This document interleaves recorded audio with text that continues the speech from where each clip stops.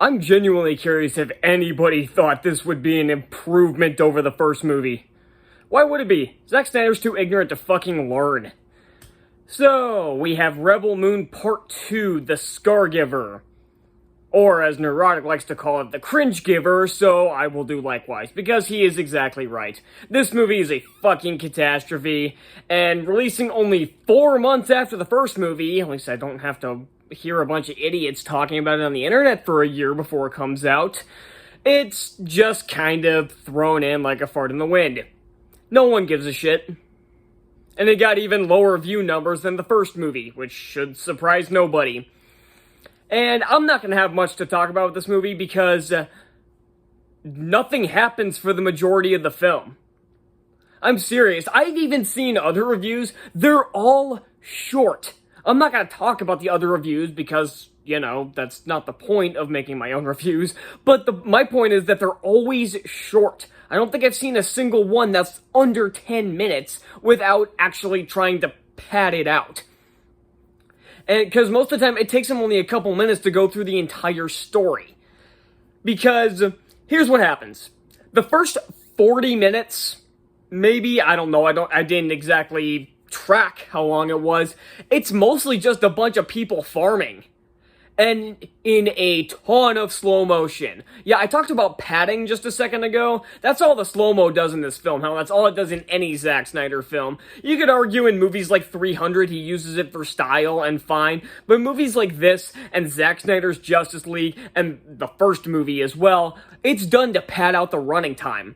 And I've seen pretty much everybody say this is Zack Snyder's worst film. I'd say second worst. I'd still say Zack Snyder's Justice League is worse, and I'd have to debate whether this one or BVS is second worst, but it's definitely down there, and it's definitely worse than the first one for one reason. Rebel Moon Part 1, A Child of Fire, I think that's what it was called. More like a dumpster fire. Okay, not everything. At least things happened. That's the only praise I can give it instead, and it's not even praise. It's literally just saying, it's better because stuff happened. That's embarrassing. That's just a detriment to this film.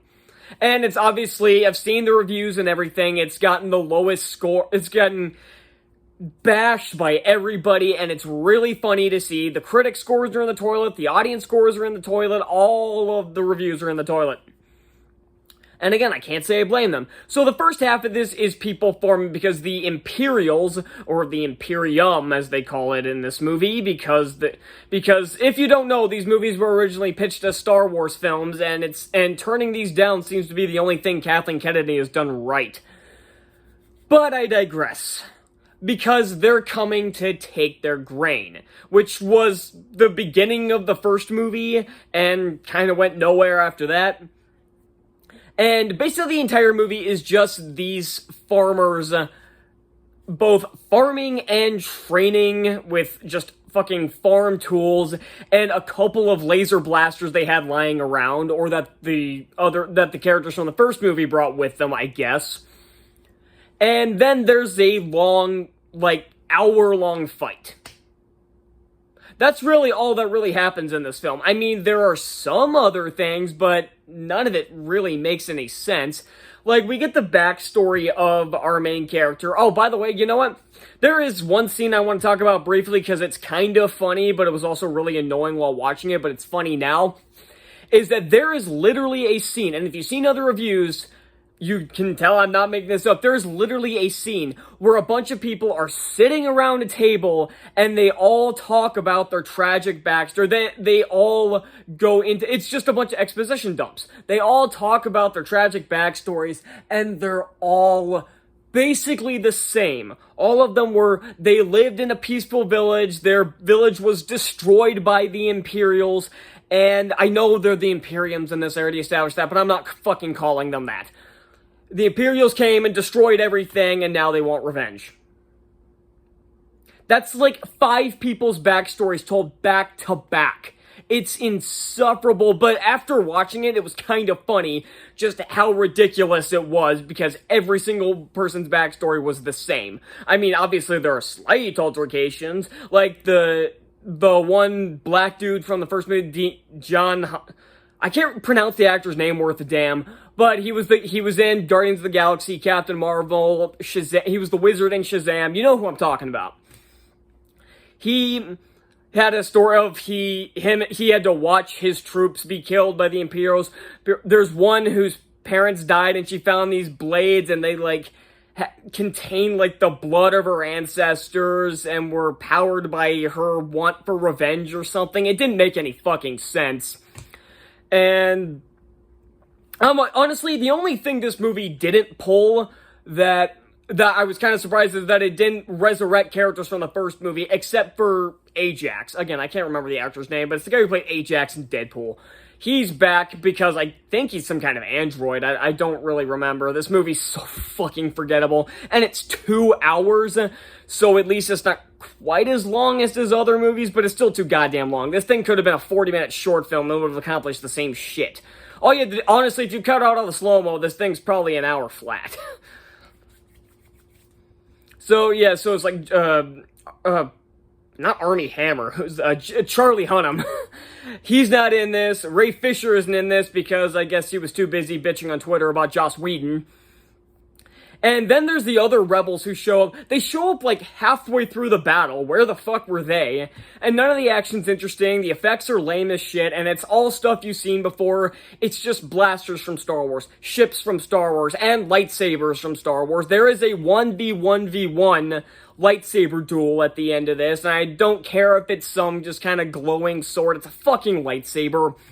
And it's pretty funny to watch because you can tell these actors don't really know how to sword fight, yet they're trying to be all flashy like the prequels did, and it looks fucking ridiculous. And there was a romance subplot in here that the actors didn't have any chemistry, so I couldn't have given less of a shit. And again, the majority of this is just watching people farming in slow motion. I guess if you have a farming kink for some reason, you'll enjoy this, but any normal people aren't gonna like this film. And again, it's been getting trashed everywhere, and even it seems like Snyder's own fans can't even defend this garbage anymore, because it's so fun. And it doesn't help that Snyder refuses to shut his fucking mouth. He is one of the most ignorant hacks in Hollywood. He's one of the most incompetent directors, and this motherfucker wants to make 4 more of these movies?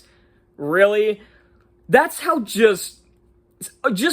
how far up his ass he is. Even M. Night Shyamalan, after The Last Airbender fucking flopped, or I guess it didn't flop, but it flopped with audiences, but it didn't really flop at the box office. Even after that movie failed, he wasn't going in a bunch of interviews saying, oh, I want to make 5 more Last Airbender movies. This was obviously watched by more, because he made a big thing about how obviously Rebel Moon was watched more than Barbie. You figure that one out, Barbie. Even though I fucking hated it, was the highest grossing film of the year, and he's acting like his stupid ass Star Wars knockoff streaming film was watched by more people. And I'm pretty sure Barbie has been crushing the streaming services as well. And there are probably numbers that backed it up, but it's not worth it for a video on fucking Rebel Moon 2. Is there anything else to talk about? The score is uninteresting. I try to talk about the musical scores, and usually those are good even in bad movies. Fuck, even The Last Airbender and Dragon Ball Evolution, who I'm planning to debate really soon, are really bad adaptations and really bad movies, but at least the scores were still pretty good.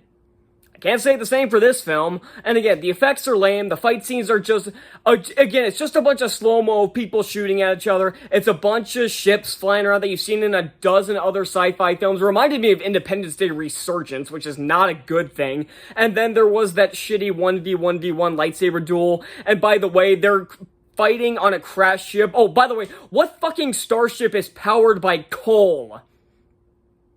You think I'm making that up probably, but no, there's actually the coal deployment that you'd see on the fucking Titanic or something, powering a goddamn starship of an imperial military and an empire that has been around for about a millennia.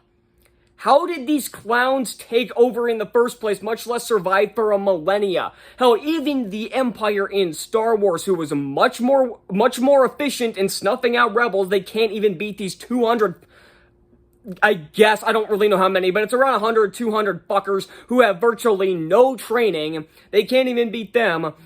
And yet the Empire was able to snuff out fully trained Jedi for only for about 23 years, roughly. And yet these clowns were able to take over for 1,000 years? Give me a fucking break. And I guess I should talk about the main character's backstory. It makes no sense. Her adoptive father, the king, they're, like, betrayed. And there's something to do with, like, her adoptive sister or something.